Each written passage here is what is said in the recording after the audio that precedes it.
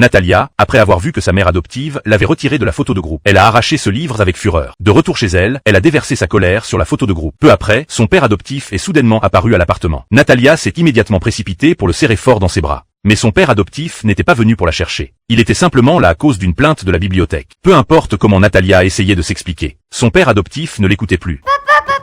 Dans son livre, maman, elle dit que tous les enfants sont spéciaux.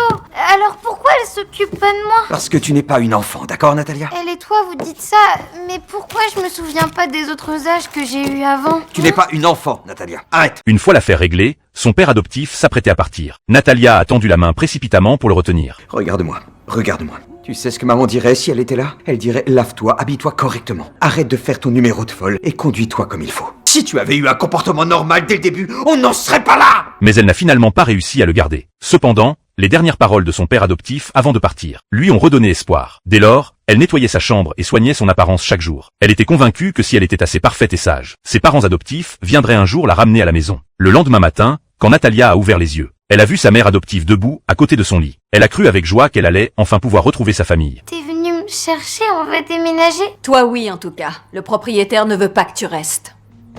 Allez viens.